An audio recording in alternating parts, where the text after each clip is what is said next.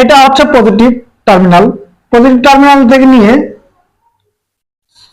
Solar প্যানেলের positive terminal connection করতে হবে। অর্থাৎ দুইটা টার্মিনাল থাকে, এস প্লাস আর এস মাইনাস, অর্থাৎ সোলার পজিটিভ আর সোলার নেগেটিভ যে টার্মিনালটি আছে। তারপর পজিটিভটা পজিটিভ কানেকশন করছি, নেগেটিভটা নিয়ে নেগেটিভ টার্মিনালে নিয়ে নেগেটিভের কানেকশন করব।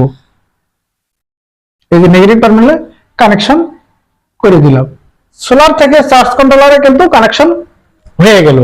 এখন বি প্লাস বি মাইনাস, অর্থাৎ বিতে আমি বুঝাইছি ব্যাটারি, প্লাস টার্মিনাল আর মাইনাস টার্মিনাল ব্যাটারির।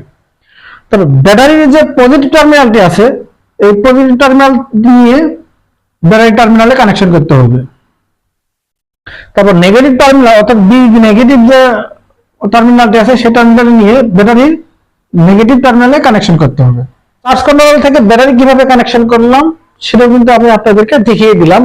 এই পজিটিভ অর্থাৎ ও প্লাস ও মাইনাস, অর্থাৎ আউটপুট, ধরুন এই যে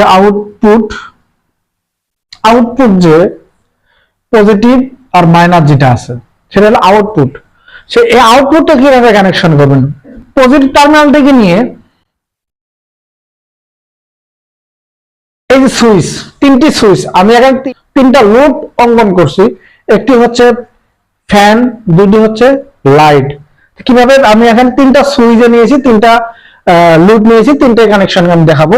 প্রথমে পজিটিভ টার্মিনাল থেকে নিয়ে সোলার চার্জ কন্ট্রোলার থেকে সুইচের প্যারালাল কানেকশন করতে হবে।